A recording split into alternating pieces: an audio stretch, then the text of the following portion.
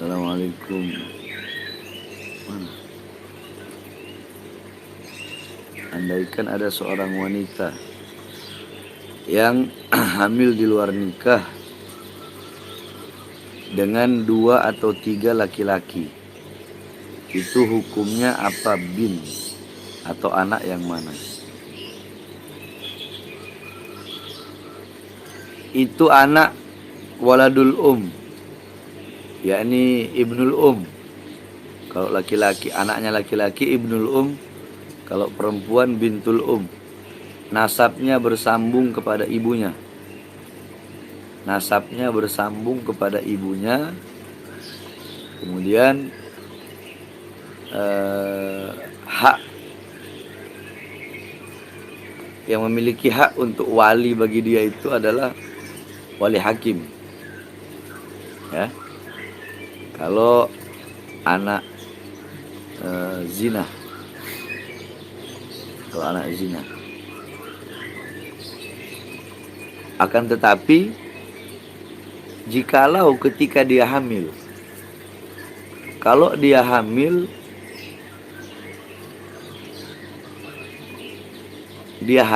ketika dia hamil itu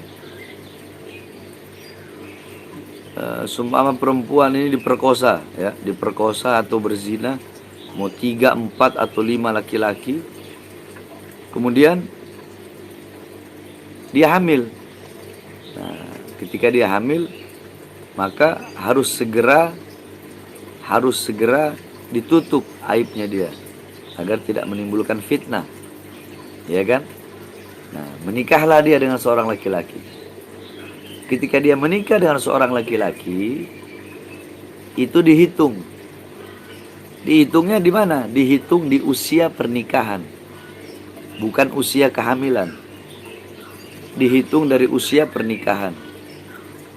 Jikalau seumpama si perempuan hamil 2 bulan, kemudian menikah dengan laki-laki, ya, menikah dengan laki-laki,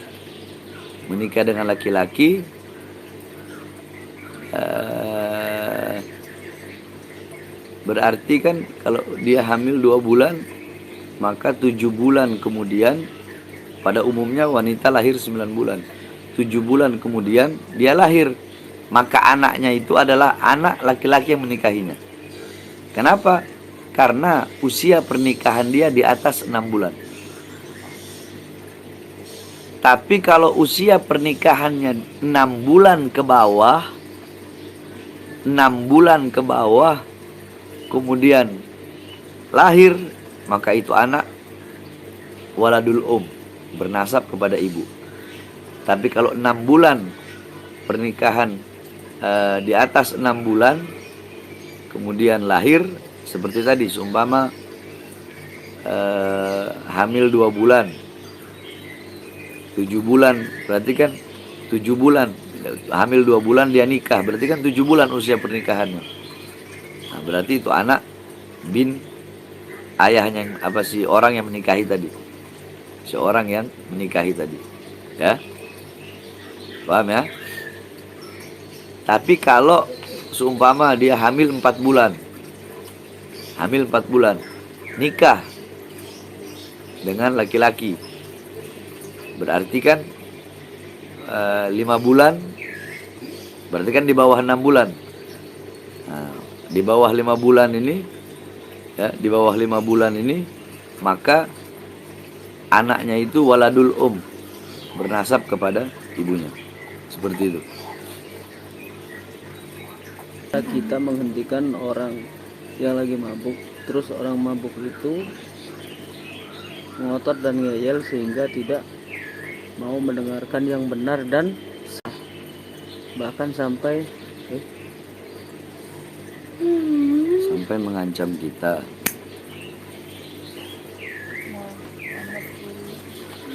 Man ra'a minkum munkaran fayughayyiru biyadihi fa idza lam yastati fa bi fahmi fa idza lam yastati fa bi qalbi fa bidzalika dhaful iman. Adapun pertanyaan orang mabuk, ketika mereka lagi mabuk itu kan zawalul akal. Akal mereka itu hilang. Akal mereka hilang. Jadi kalau mau menasihati mereka, ya ketika mereka tidak dalam keadaan mabuk, nasihati mereka pelan-pelan, rangkul mereka pelan-pelan, ajak ke majelis ilmu, ajak ke majelis taklim. Karena banyak anak punya murid itu paling banyak mantan-mantan preman, mantan-mantan bajingan, mantan-mantan anak yang dulunya narkoba, yang dulunya pemabuk. Ya alhamdulillah mereka semua bisa ikut kita. Yang penting intinya satu, beri mereka nasihat, jangan hanya keluar dari mulut, tapi dari hati. Karena syai'ul ladzi yakhruju minal galab bayadkhulul galab. Sesuatu yang keluar dari hati maka akan masuk ke dalam hati seseorang itu. Saya pernah mimpi sama Habib 10 kali lebih dikasih amalan atau ijazah. Boleh anak amalin, Bu? Ya terserah ente mau amalin, boleh enggak boleh, selama apa yang dalam mimpinya ente itu amalannya itu tidak melenceng dari syariat. Kalau melenceng dari syariat ya jangan. Di atas itu. Kan tadi udah ana jelaskan. Kalau pernikahannya dia, walaupun dia dalam keadaan hamil, kalau batas pernikahannya dia itu 6 bulan ke bawah, ya, 6 bulan ke bawah, seumpama hamil 2 bulan, ya kan, terus 7 bulan pernikahan, berarti kan itu seumpama hamil 5 bulan, terus 4 bulan, berarti kan itu kan 6 bulan ke bawah. Kalau 6 bulan ke bawah, maka itu waladul anaknya itu bernasab kepada ibunya. Mau siapapun yang menghamili perempuan itu. Tapi kalau 6 bulan ke atas, 6 bulan ke atas pernikahan, tapi hitungannya bukan hitungan Masehi, tapi hitungan Muharram. Hitungan tahun Muharram. 6 bulan ke atas, 6 bulan lewat 1 detik, 6 bulan lewat 10 detik, 6 bulan lewat 1 jam lahir, ya, maka anaknya itu bernasab kepada laki-laki yang menikahi perempuan yang hamil tersebut. Itu ada di kitab Fathul Mu'in ada.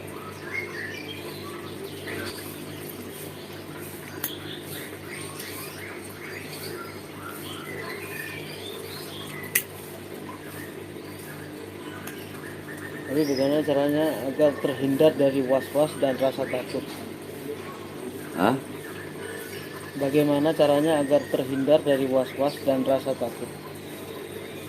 Terhindar dari Was-was dan rasa takut. ente perbanyak membaca surat An-Nas, ente tempel di dada. Qul a'udzu birabbin nas, min syarri waswasil khannas, alladzi yasfu fi sudurin nas minal jinnati wan yani qul a'udzu birabbin nas minal jinnati wan bismillahirrahmanirrahim qul a'udzu birabbin nas minal jinnati wan nas syarri waswasil khannas. Taruh di dada.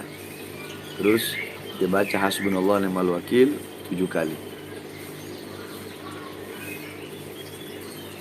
Jadi bagaimana kita menyikapi orang yang berbuat kasar terhadap perempuan?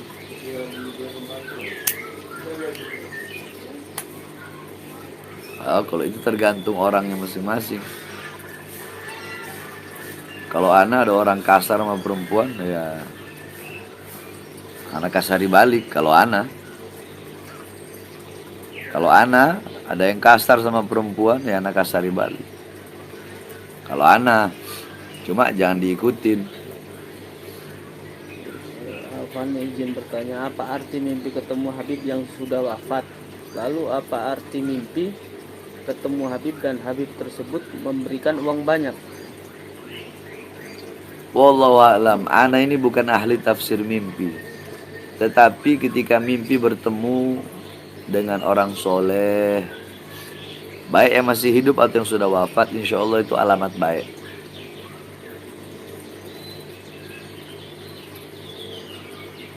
Bagaimana cara supaya mencapai martabat ketujuh atau tujuh dalam ilmu tauhid? Nah, Bagaimana cara supaya mencapai martabat tujuh dalam ilmu tauhid? martabat apa? Martabat tujuh.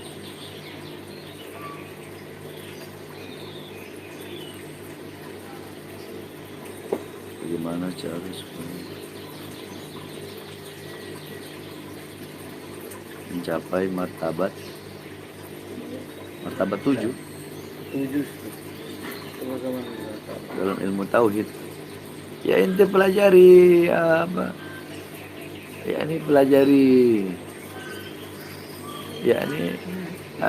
pelajari ilmu ma'rifat. Ma'rifat dibarengi dengan syariat, syariat dibarengi dengan ma'rifat. Syariat, ilmu syariat harus dibarengi dengan ilmu tasawuf. Tasawuf juga harus dibarengi dengan syariat. Syariat, ente belajar ilmu syariat seperti fikih, tidak dibarengi dengan tasawuf, itu keras, kaku. Sebaliknya, belajar tasawuf atau ma'rifat atau hakikat tapi tidak dibarengi dengan syariat, itu nanti bisa jadi sesat. Seperti itu. Assalamualaikum Habib. Ana mau bertanya, kalau kita ngerokok lagi ngaji gimana hukumnya, Habib? Iya, Ana lagi ngerokok. Cuma kan udah selesai ngaji. Tanya jawab. Tadi kan Ana udah selesai ngajar. Waktu ngajar Ana nggak ngerokok.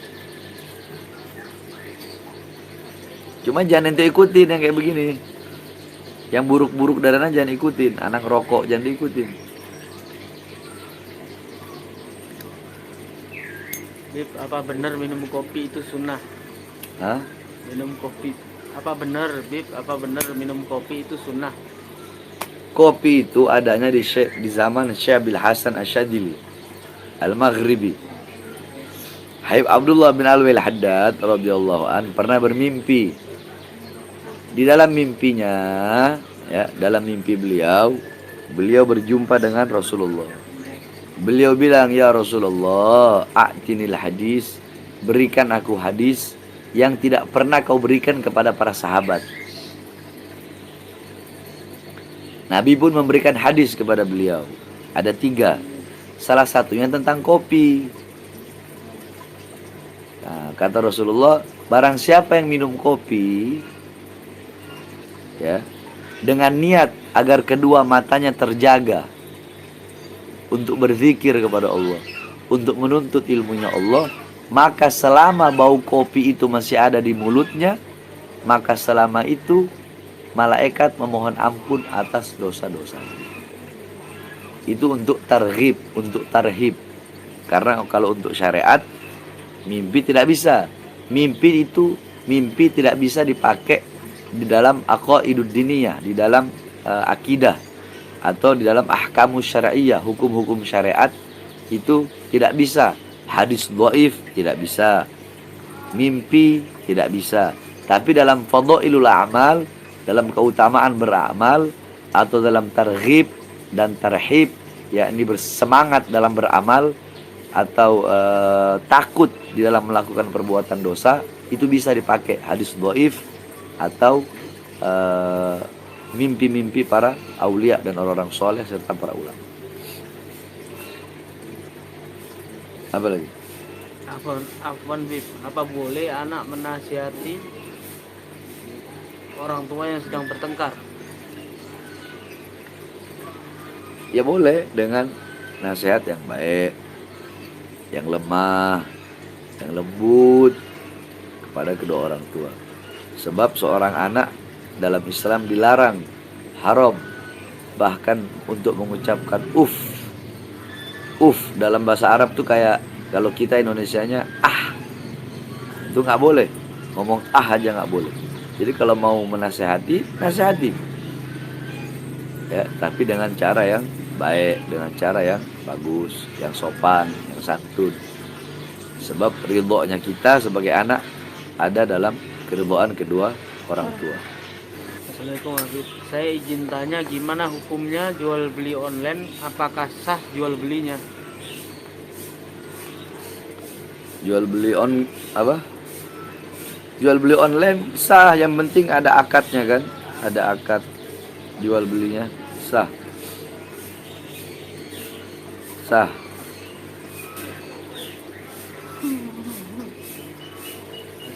Assalamualaikum Bib, minta doanya Bib buat almarhum Ustadz Firman Ali Yahya di Pulau Gadung, Kampung Jati. Ya, doakan ya Allah. Nanti dibacain Fatihah, ini lagi rokok.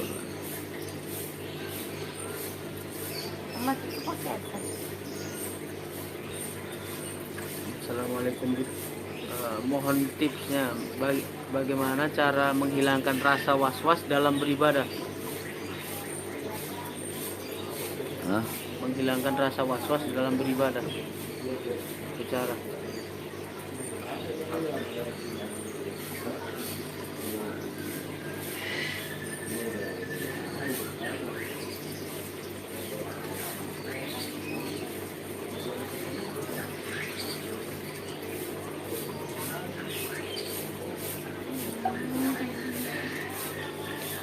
Sebelum melakukan ibadah, baca Rabbi a'udzubika min hamazati syayatin wa a'udzubika rabbi ayyahdurun. Sebelum setiap melakukan ibadah, semua sebelum sholat, Rabbi a'udzubika min hamazati syayatin wa a'udzubika rabbi ayyahdurun. Rabbi a'udzubika min hamazati syayatin wa a'udzubika rabbi ayyahdurun. 3 kali boleh.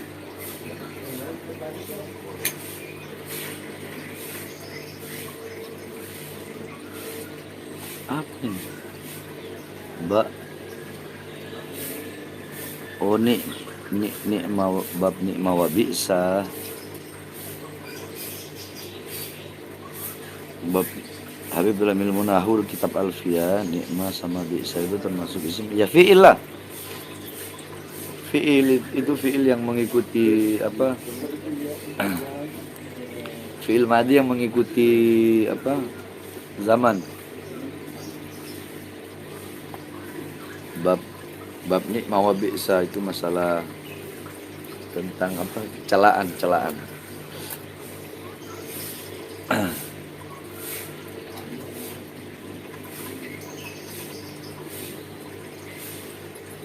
Assalamualaikum Habib. Mau tanya, apa hukumnya istri lagi haid tapi udah bersih dari haidnya tapi belum bersuci, terus dijima sama suaminya, apa hukumnya Bib? Topik Bandung. Bagaimana? Apa hukumnya istri lagi haid tapi udah bersih dari haidnya tapi belum bersuci, terus dijima sama suaminya, apa hukumnya Bib? Topik Bandung. Perempuan haid. Yo, perempuan haid, istri lagi haid tapi udah bersih dari haidnya tapi belum bersuci, terus dijima sama suaminya, apa hukumnya? Yahrumu bil haid asyra. Yang diharamkan bagi perempuan yang haid itu 10. Salah satunya istimta' baina surah wa rukbah, bersuka-suka di antara pusar dan lutut. Nah, jadi ketika perempuan sudah haid, sudah bersih, ya, tidak lagi keluar darahnya, tergantung haidnya dia agalul haid atau wa ghalibu atau aktsaru, tergantung dia haidnya dia termasuk haid yang paling sedikit atau umum atau banyak. Nah, terus selama masa haid itu maka haram bagi si laki-laki untuk menyetubuhi istrinya, itu haram. Nah, pertanyaannya, si istri sudah suci, udah enggak haid, tapi dia belum mandi. Berarti kalau seorang istri yang belum mandi junub, ya dia belum suci dari haidnya. Dia belum suci dari haidnya, walaupun dia sudah tidak haid, tapi dia belum suci dari haidnya. Jadi ketika dia belum suci dari haidnya, ya tidak bisa, nggak boleh. Sama seperti kita laki-laki, kita junub, ya, kita junub. Selama kita belum mandi junub, ya kita belum suci, maka tidak boleh kita sholat. Ya, sama seperti itu.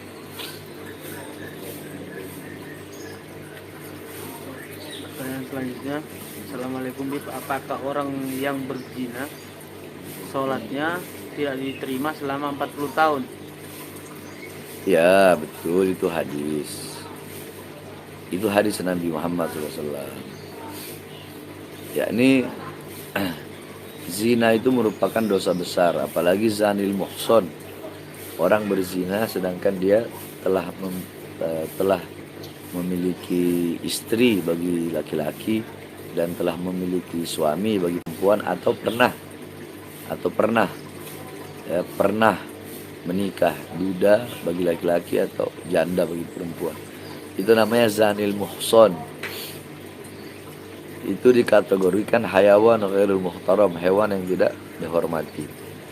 Nah, makanya zina itu ya dosa yang sangat besar. Hadis Rasulullah mengatakan ya tidak diterima selama 40 tahun. Akan tetapi jikalau benar-benar bertobat kepada Allah SWT, yakni itu orang yang dikatakan di syarah hadisnya itu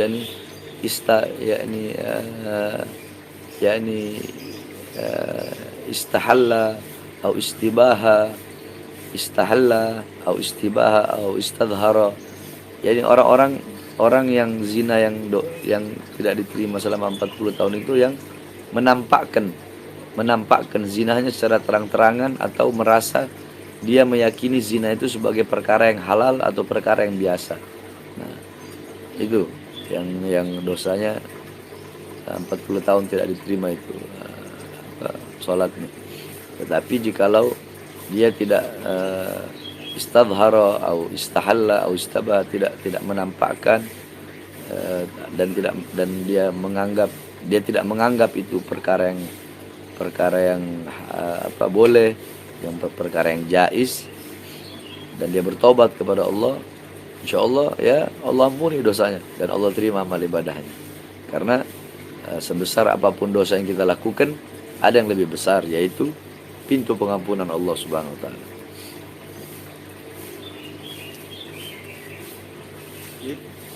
Gimana hukumnya seorang anak laki-laki yang dipaksa nikah sama orang tuanya? Anak laki-laki. Kalau anak laki beda dengan anak perempuan. Kalau seorang anak perempuan, apalagi perawan, itu kan dia punya wali, namanya wali mujbir. Wali mujbir itu seorang wali yang memiliki hak untuk memaksa anaknya menikah dengan laki-laki yang sekufu. Tapi kalau anak laki-laki, dia tidak ada namanya wali mujbir atau apapun itu, nggak ada. Sehingga seorang anak laki-laki dia ya berhak memilih pasangan yang sekufu. Tapi jikalau orang tua atau ayah atau ibunya tidak merestui atau melarang dengan alasan-alasan yang syar'i, seumpama si perempuannya nggak benar, si perempuannya tidak sekufu dalam hal, maksudnya sekufu di sini tuh tidak sederajat. Contoh, laki-lakinya ini, anaknya ini orang baik, orang soleh, tapi perempuannya enggak. Nah, maka ya nurut kepada orang tua. Apa hukumnya laki-laki pakai kalung? Laki-laki pakai rantai. Apa hukumnya laki-laki pakai kalung? Apa hukumnya? Laki-laki pakai kalung. Laki-laki pakai kalung. pakai kalung. Tergantung, kalau dia pakai kalungnya itu kalung emas, hukumnya haram. Hukumnya haram. Tapi jikalau kalung yang dia pakai seperti tasbih, itu nggak ada masalah. Atau dia memakai kalung dengan magosid, dengan tujuan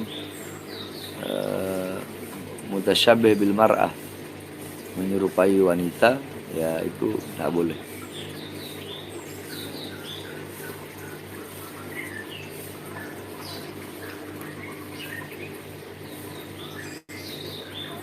Apa boleh kita memukul anak yatim lantaran anak yatim tersebut berbuat kesalahan, Bib? Apa boleh kita memukul anak yatim lantaran anak yatim tersebut berbuat kesalahan? Kesalahan apa yang dia perbuat? Rasulullah SAW abal yatama wal masakin. Rasulullah itu adalah orang tua bagi anak-anak yatim. Yakni Rasulullah itu ayahnya anak-anak yatim. Yakni siapa yang menyakiti anak-anak yatim sama seperti menyakiti Rasulullah. Siapa yang menyenangkan anak-anak yatim sama seperti menyenangkan Rasulullah SAW. Andaikan anak yatim itu berbuat salah, ya, nah ini juga banyak orang salah faham tentang anak yatim. Anak yatim itu yang usianya belum balik. Kalau sudah balik, ya bukan anak yatim lagi. Ini kadang orang usianya udah balik seperti perempuan. Ada perempuan umur 9 tahun, tapi dia udah balik. Jadi dia bukan anak yatim. Namanya anak yatim itu yakni orang yang, yakni anak yang ayahnya meninggal dunia dan keadaannya dia belum balik. Tapi kalau sudah balik, ya itu bukan termasuk anak yatim. Yakni kalau dia berbuat kesalahan, ya, dinasihati, cukup dinasihati. Sekalipun andaikan seperti di pondok-pondok pesantren, kan ada juga anak-anak yatim yang mondok. Ketika dia nakal, ya, itu di pondok pesantren kan biasanya ada namanya takzir. Takzir itu hukuman. Seperti kalau zaman dulu kita orang mondok itu pakai rotan. Nah, memukulnya itu dengan rotan. Dan pukulan yang tidak menyakitkan. Sama seperti anak umur 7 tahun tidak sholat, harus dipukul. Nah, itu ulama mengatakan pukulan itu bukan pukulan keras, tapi memukulnya dengan siwak. Nah, pukulan pakai siwak ini. Nah, pukulan gitu.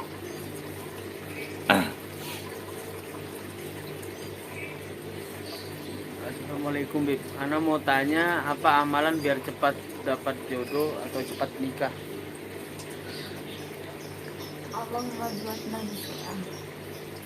Amalannya apa? Misalnya biar cepat nikah. Amalnya ya inti ikhtiar, berusaha. Inti berusaha. Kalau inti laki-laki ya inti mencari. Kalau inti perempuan, ya inti berdiam diri di rumah sambil berdoa kepada Allah Subhanahu wa taala. Kalau bagi laki-laki ada ikhtiar, berusaha mencari. Tapi ikhtiarnya dengan hal-hal yang perkara-perkara yang halal. Ya. Tidak boleh ikhtiarnya dengan hal-hal yang haram. Dengan hal-hal yang halal. Bagi laki-laki ya dia ikhtiar untuk mencari. Sebab kalau doa tanpa ikhtiar, memang doa itu ya doa silahul mukmin, senjata orang mukmin. Tidak ada yang mustahil bagi Allah. Allah Subhanahu wa taala tidak ada yang mustahil. Kalau Allah bilang daun jadi emas, itu daun jadi emas. Kita punya pohon di depan rumah. Allah jadikan daun di depan rumah itu, pohon depan rumah kita, daunnya Allah jadiin emas. Tapi itu daun nggak jatuh dalam rumah, itu daun jatuhnya di luar. Nah, kita dalam rumah keluar untuk mengambil daun emas tersebut. Nah, keluarnya kita dari rumah untuk mengambil daun itu namanya ikhtiar.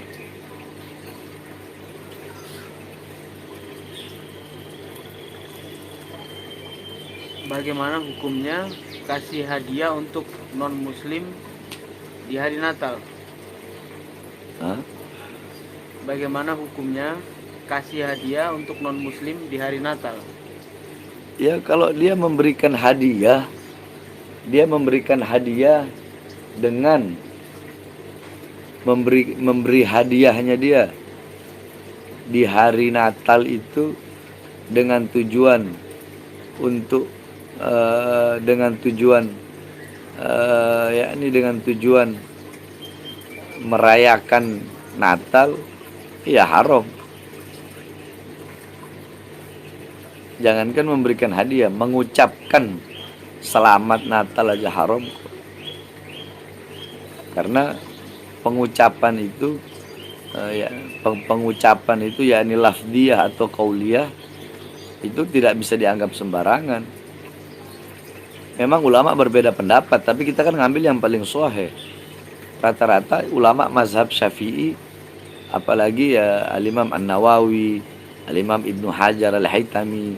Al-Imam An-Nawawi sampai mengatakan, aku tidak mengambil pendapat ulama-ulama Mesir, yang dimana ulama-ulama Mesir ada sebagian yang membolehkan tahniah atau mengucapkan selamat Natal. Imam Nawawi tidak mengambil itu. Yang Ibnu Hajar Al-Haytami mengharamkan. Banyak daripada ulama-ulama mengharamkan. Apalagi memberikan hadiah. Tapi kalau memberikan hadiahnya sekedar biasa saja, karena mungkin bertepatan di hari itu, yang tidak ada masalah. Tapi kalau memberi hadiahnya dengan niat untuk dengan niat karena hari raya Natalnya, atau dengan niat memberikan hadiahnya itu dengan hari raya, yakni menyangkut dengan hari raya Natalnya, maka haram. Jangankan memberi hadiah, mengucapkan saja haram. Habib, jika laki-laki menolak perempuan yang dijodohkannya oleh orang tua, gimana? Apa? Laki-laki menolak perempuan yang dijodohkan oleh orang tuanya. Laki-laki Ya, menolak perempuan yang dijodohkan oleh orang tuanya. perempuan yang dijodohkan oleh Orang tuanya si laki-laki, laki-lakinya yang menolak. laki-lakinya menolak. Iya. Ya, si laki-laki itu punya hak, kecuali perempuan. Kalau perempuan perawan, dia punya wali mujbir. Dia tidak boleh menolak kecuali si wali mujbirnya itu menikahkan anak perempuannya dengan laki-laki yang tidak sekufu. Kalau laki-laki ya nggak ada masalah, sebab anak laki-laki beda dengan anak perempuan.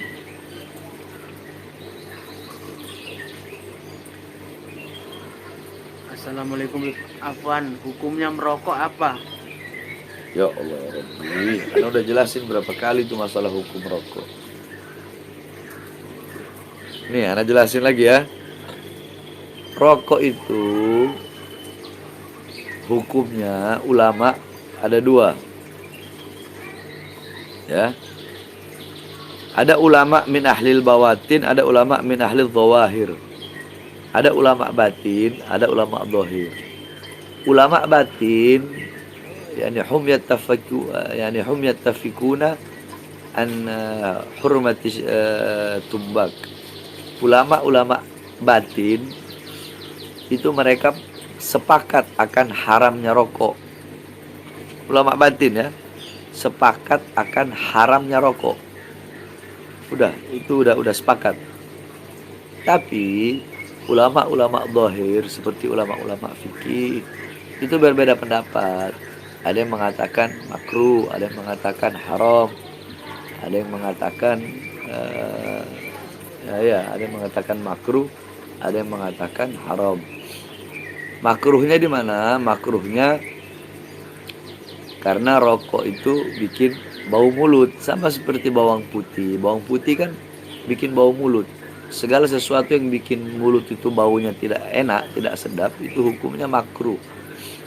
Nah, sama seperti rokok. Rokok hukum zatiahnya itu makruh. Tapi rokok juga bisa menjadi haram. Contoh bagaimana? Contoh. Ada 3 hal, hal, mahal, waget. 3 yang bisa mengharamkan rokok. 1, keadaan. Contoh kita ngerokok. Di samping kita ada perempuan hamil seumpama. Dengan kita merokok itu bisa mengganggu dia atau bisa membuat dia sakit.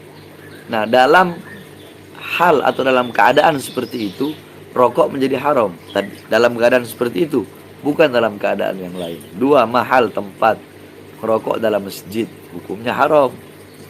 Ya, hukumnya haram. Tidak ada satupun kitab yang membolehkan merokok dalam masjid. Oh, beb, kan ada di situ dibilang di kitab bahwasanya yajuzu gahwa, yajuzu yashrabu gahwa wad dukhan fil masjid. Nah, ini dukhan di situ maksudnya asap. Yakni asap di situ adalah wewangian. Bukan dukhan rokok. Dalam bahasa Arab nggak ada dalam kitab-kitab klasik Arab yang menjelaskan bahwasanya tertulis kalimat rokok di situ tuh dukhon itu enggak ada. Dukhon itu asap. Yang ada syijar ya atau tumbak. Sama seperti ada kitab namanya Raf'ul Ishtibak fi halis syurbit tumbak. Nah, itu kitab yang menjelaskan tentang halalnya merokok. Tumbak, syijar.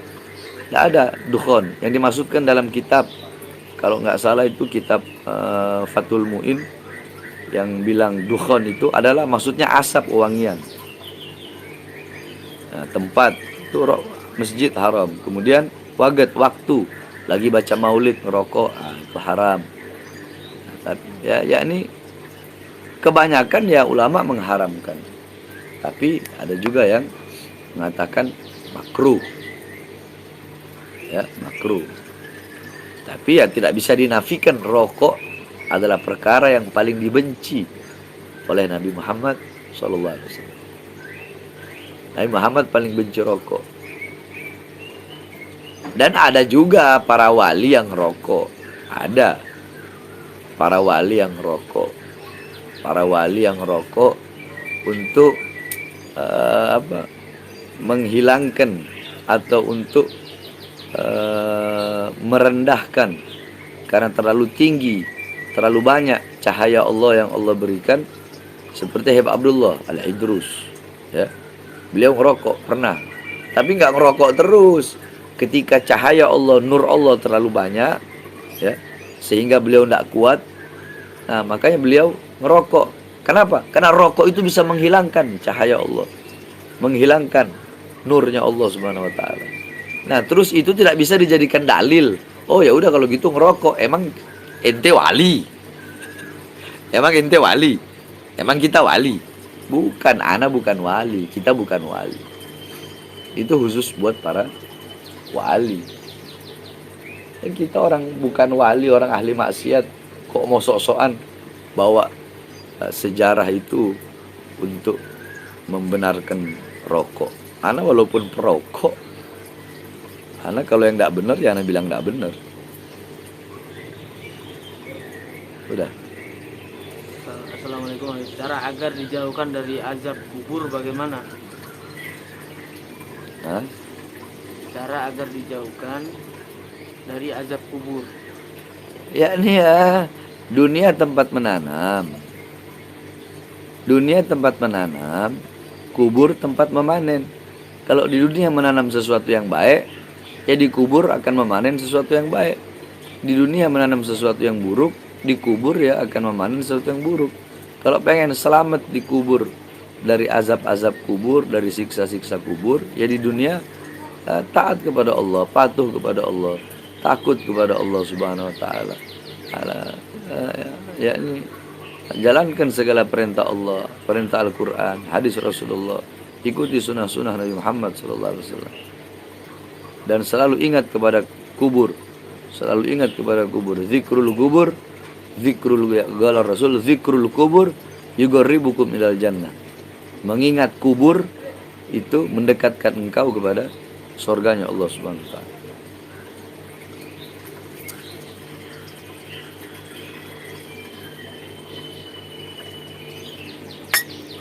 Ayo, 10 menit lagi. Amalan rezeki lancar, Habib, amalan agar rezeki lancar.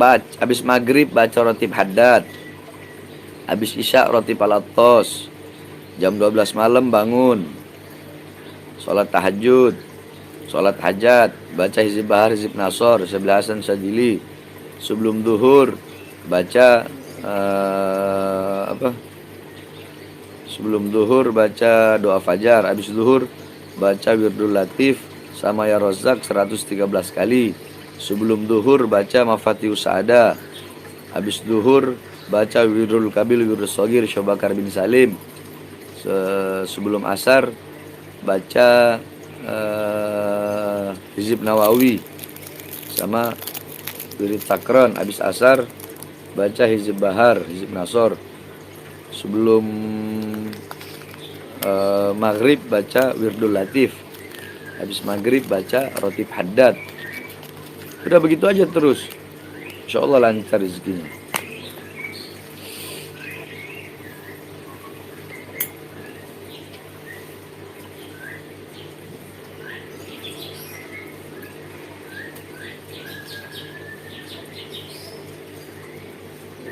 Habib, mohon maaf, minta hadis tentang husnudon dan suuzon. Apa?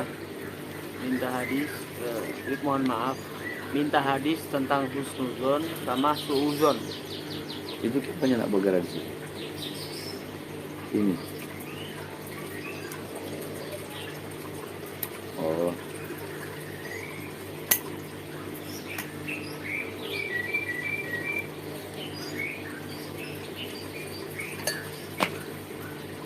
Bentar.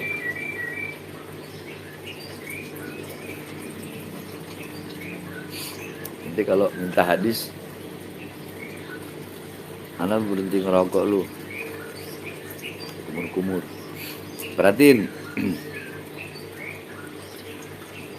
Qala Rasulullah SAW, khoslatani laisa fawqahuma syai'un minal khair, husnudzan billah wa husnudzan bi ibadillah.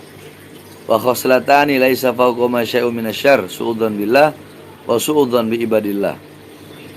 Rasulullah SAW bersabda, dua perkara tidak ada yang lebih baik darinya. Apa itu? Prasangka baik kepada Allah dan prasangka baik kepada hamba-hamba Allah. Dan dua perkara tidak ada yang lebih buruk darinya. Apa itu? Prasangka buruk kepada Allah dan prasangka buruk kepada hamba-hamba Allah Subhanahu wa taala. Akan tetapi Al-Imam As-Suyuti memberikan ta'liq, memberikan komentar atas hadis tersebut, memberikan penjelasan. Kata beliau, orang kalau zahirnya baik, ya kita harus prasangka baik. Tapi orang kalau zahirnya buruk, maka boleh kita berprasangka buruk kepadanya. Sebab al-zahir unwanul batin. Apa-apa yang ada di luar itu cerminan daripada apa-apa yang di dalam. Yani al-zahir yadullu ma fil batin. Apa-apa yang ada di luar itu menunjukkan daripada apa-apa yang ada di dalam. Itu hadis sudah anak kasih tadi ya. Khaslatani laisa fawqa ma syai'un minal khair, husnudzan billah wa husnudzan bi ibadillah. Wa khaslatani laisa fawqa minasyarr, su'udzan billah wa su'udzan bi ibadillah.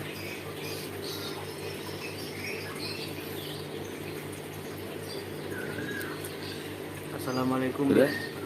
Mau nanya, apa hukumnya mengurusi jenazah orang kafir? Kalau tidak ada yang ngurusin, apakah itu wajib atau enggak? Mengurusi?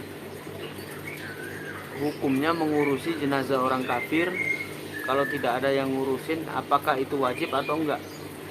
Kalau masalah wajib enggak. Cuma kalau mau diurusi ya enggak ada masalah. Tetapi ya tidak boleh dikuburkan secara Islam. Tidak boleh dikuburkan secara Islam.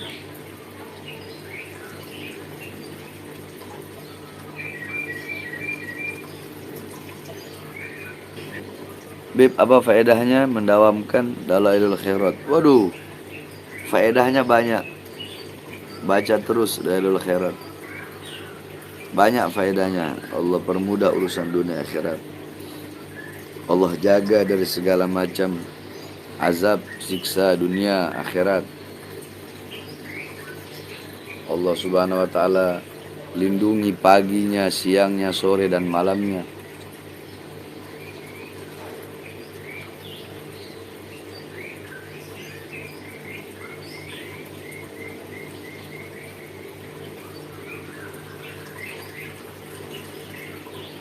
Satu pertanyaan. Satu pertanyaan.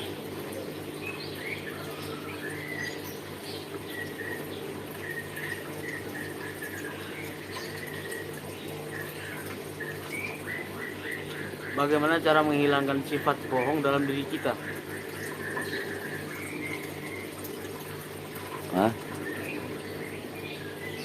Apa? Bagaimana menghilangkan sifat bohong dari diri kita? Menghilangkan sifat bohong. Yakni as-sifat al-adat qabla sifat. Itu kaidahnya ya. Yakni al-adat itu artinya kebiasaan. Kebiasaan itu sebelum daripada sifat. Jadi sifat itu berawal atau bermula daripada kebiasaan. Orang kalau kebiasaan bohong, maka dia sifatnya menjadi pembohong. Orang kalau kebiasaan nyolong, maka sifatnya dia bakal jadi tukang nyolong. Kalau pengen menghilangkan diri dari sifat bohong, walaupun agak sulit karena udah menjadi sifat. Kalau masih berupa kebiasaan masih gampang. Tapi kalau jadi sifat itu agak sulit ya. Nah, ya ini gampang menghilangkan sifat bohong. Ya, yakni jadikan Rasulullah sebagai teladan. Rasulullah punya sifat itu al-amin, yang terpercaya. Sayyidina Abu Bakar As-Siddiq, jujur. Rasulullah manusia paling jujur. Para sahabat beliau orang jujur semua. Ini tidak berbohong. Karena ya ingat aja, yakni al-kadzdzab hadza min alamatil munafiq. Idza hadatsa kadzaba. Ya. Salah satu daripada tanda-tanda ciri-ciri orang munafik itu kalau berkata dia berdusta, dia berbohong. Ya, tinggal yang bisa merubah diri kita sendiri. Ma'asobaka, kata Allah, ma'asobaka min hasanatin fa min Allah, wa ma'asobaka min sayyi'atin fa min nafsik. Ya. Apa-apa yang menimpamu daripada kebaikan itu datangnya dari Allah. Dan apa-apa yang menimpamu dari keburukan itu akibat perbuatan dirimu sendiri. Nah, gitu ya. Jadi ya itu tadi, kalau pengen menghilangkan sifat bohong, selalu ingat sabda Rasulullah bahwasanya salah satu daripada ayatul munafik, tanda munafik adalah bohong. Ya, terus berjanji kepada diri sendiri, karena cuma kita yang bisa merubah diri kita. Berjanji, bertaubat kepada Allah, berjanji kepada diri kita sendiri. Kalau saya mulai sekarang gak bakal berbohong lagi, saya gak bakal berdusta lagi. Berjanji kepada diri sendiri. Sekalipun ya bisa saja nanti, pasti, bukan pasti, bisa jadi nanti berbohong, tapi tetap aja seperti itu terus. Maka insya Allah kalau istiqomah, lama-lama bakal hilang, insya Allah. Khair. Kelas. Ya, nanti insya Allah ketemu pengajian nanti besok lagi insya Allah. Ya. Di malam. Nanti malam, oh ya, ntar malam ada pengajian malam Selasa. Pengajian malam Selasa ya. Ditunggu kehadirannya ya semuanya. Pengajian malam Selasa nanti malam ya.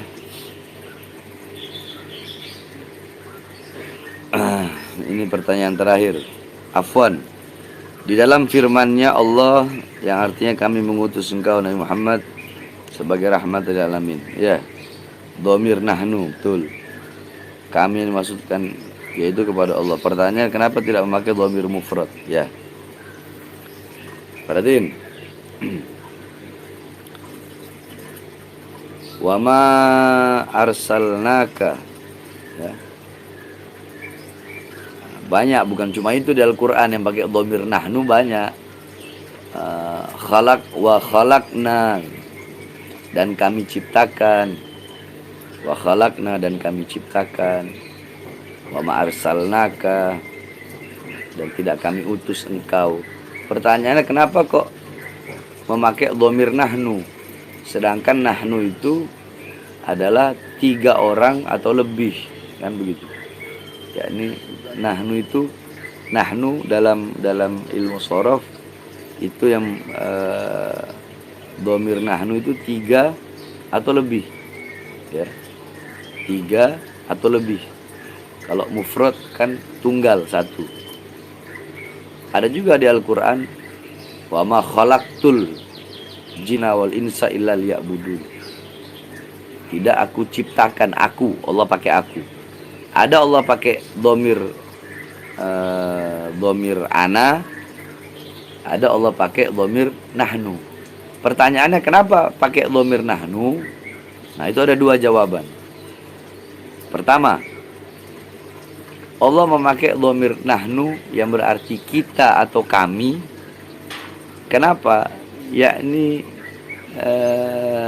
lisyauka wasatwa wal guwah, untuk menunjukkan kehebatan, untuk menunjukkan kekuasaan, untuk menunjukkan keperkasaan. Makanya Allah pakai kata kami. Karena aku dan kami itu kan sama kayak ana, contoh. Kami, nah, kami itu jadi lebih menunjukkan keperkasaan, lebih menunjukkan kekuasaan, lebih menunjukkan keperkasaan. Bukan berarti kami terus Allah itu lebih dari 1, tidak. Itu yang pertama. Yang kedua, kadang Allah memakai dhamir nahnu ketika Allah mengikut sertakan unsur-unsur lain di dalam penciptaan. Contoh, ada satu ayat yang Allah mengatakan, dan kami ciptakan wa khalaqnal insana min 'alaq. Kami ciptakan manusia itu dari segumpal darah. Kenapa Allah pakai kami? Karena Allah yang menciptakan, tapi Allah mengikut sertakan. Allah mengikut sertakan dalam penciptaan itu. Allah mengikut sertakan zat-zat yang lain. Seperti manusia, bertemunya laki-laki dan perempuan, menikah, bertemunya sperma dengan sel telur, menjadi pembuahan sehingga menjadi segumpal, dari nutfah air mani menjadi segumpal darah, darah menjadi daging, daging menjadi tulang, tulang dibungkus daging, daging dibungkus kulit, sehingga jadilah bayi, janin. Kemudian Allah tiupkan ruh. Nah, itu tadi unsur-unsur yang Allah ikut sertakan dalam situ. Makanya Allah pakai kata nahnu, kami. Tapi tetap Allah itu esa, Allah itu tunggal. Paham ya? Udah ya? Udah semua kan? Udah jelas tadi penjelasan terakhir itu ya? Bib minta alamat lengkapnya. Ada alamat lengkap di Google itu. Kicau Mania, Red Sea Skin Malang. Oh ya, ente bawa kemari Red Sea Skin buat Ana. Ana cuma punya 1 Red Sea Skin.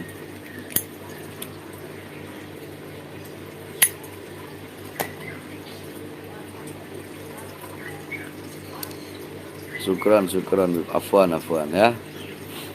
Yang penting paham semuanya ya.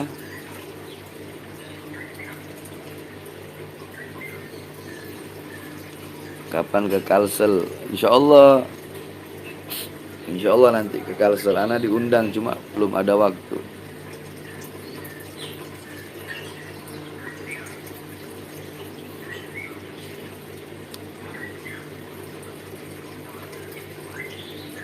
Derek ngaos beb, ikut ngaji. Oh ya. Habib belum tidur.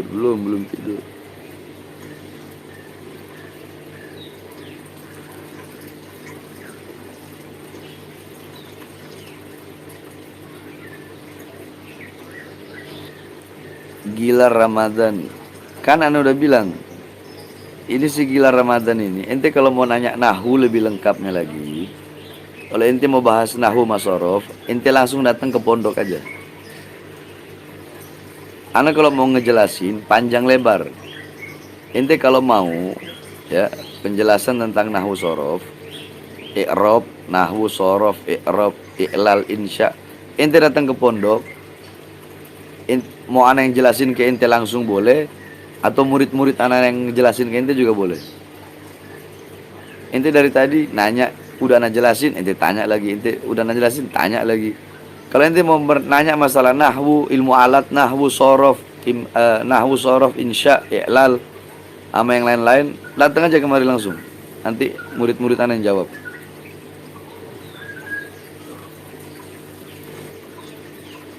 Kuat Habib mengutip. Oh, kata-kata. Kata-kata.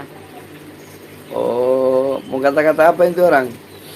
Kata-kata cinta. Oh, sebelum penutupan itu. Kata-kata cinta atau kata-kata hikmah.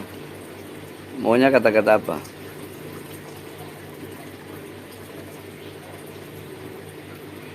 Kata-kata cinta.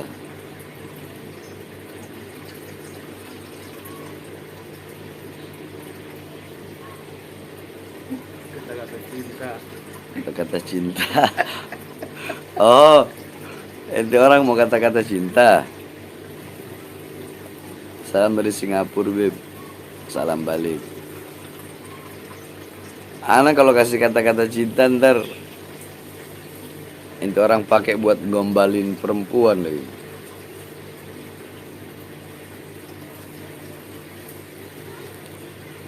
Nih, anak kasih kata-kata cinta ya. Perhatiin.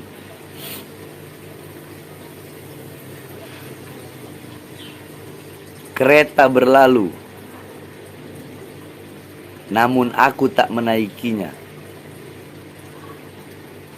Kereta berlalu, namun aku tak menaikinya. Aku tak menaiki kereta itu bukan karena kereta itu memiliki kekurangan,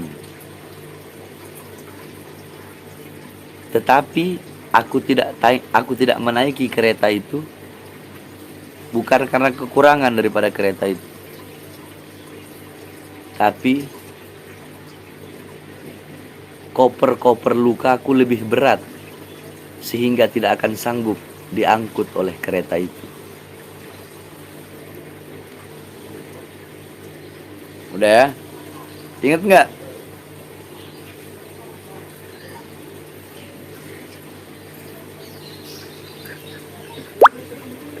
Ya, ingat ya, anak ulangi lagi.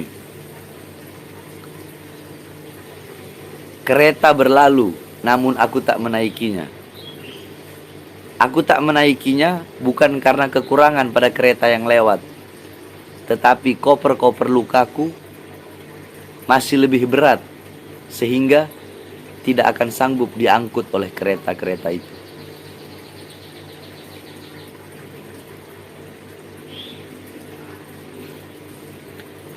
Kepanjangan. Ya tanya yang lain aja kalau ente mau apa? Mau yang pendek-pendek. Ente dikasih syair-syair yang jarang-jarang ada.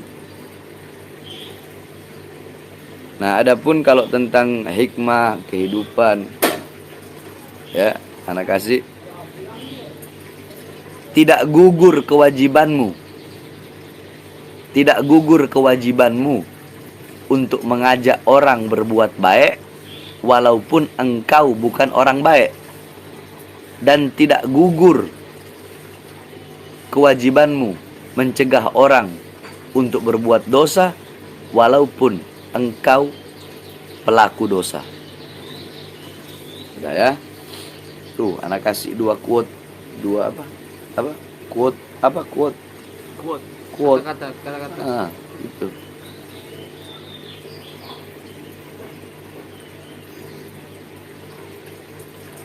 Buat beban keluarga. Akhirnya nggak kelar-kelar, nggak selesai-selesai ini ya. Quotes kata-kata Tiara. Atur ngono ibana quotesnya. Ah, ini pintar ini. Iya. Tester one ini. Tidak gugur kewajibanmu mengajak orang lain. Bukan. Tidak gugur kewajibanmu mengajak orang untuk berbuat baik walaupun engkau bukan orang baik. Dan tidak gugur kewajibanmu mencegah orang berbuat maksiat walaupun engkau pelaku maksiat. Gitu.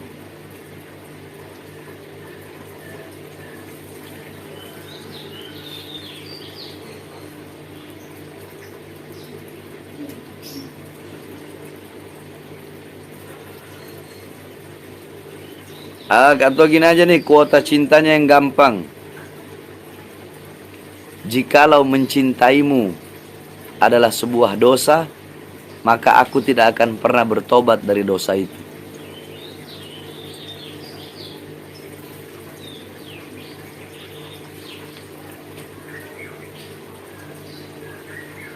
Ya, itu buat cinta tuh. Andaikan mencintaimu perbuatan dosa, aku tidak akan pernah bertobat dari dosa itu. Nanti besok anak kasih lagi. Ya? Udah? Kereta berlalu namun aku tak menaikinya. Aku tak menaikinya bukan karena kekurangan pada kereta itu. Namun bukan cover. Koper. Namun koper lukaku masih lebih berat sehingga tak sanggup dimuat kereta itu atau tak sanggup diangkut kereta itu.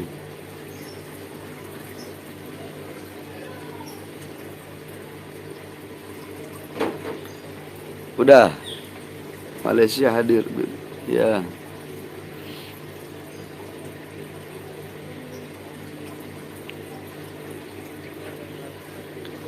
Ya akhir ya, anak belum istirahat, doain ya biar sehat terus ya. Andaikan jikalau mencintaimu, ya benar itu.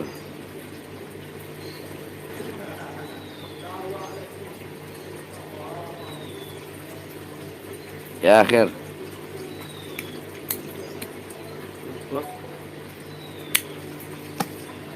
Masuk. Ya. Amin, doain semuanya ya. Ya akhir. Makasih banyak ya. Harus semangat, istiqomah. Taklim ya. Nanti malam Selasa hadir. Ya, kecuali yang jauh-jauh tuh. Kalau masih Jabodetabek, Jawa Barat, Banten, DKI hadir. Ya, jangan live begini doang. Kalau yang Jawa Barat, DKI, Banten hadirnya cuma lewat sini doang, nggak ada uzur, mending anak nggak usah pakai begini-begini. Nggak usah pakai begini-begini, anak aja nggak tahu ini. Kalau malam Selasa nggak ada yang ngaji langsung, anak nggak pakai begini-begini.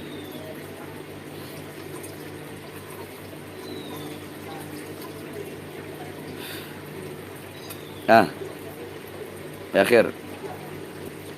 Syukron ya. Yang penting semua yang nanya tadi udah dijawab ya.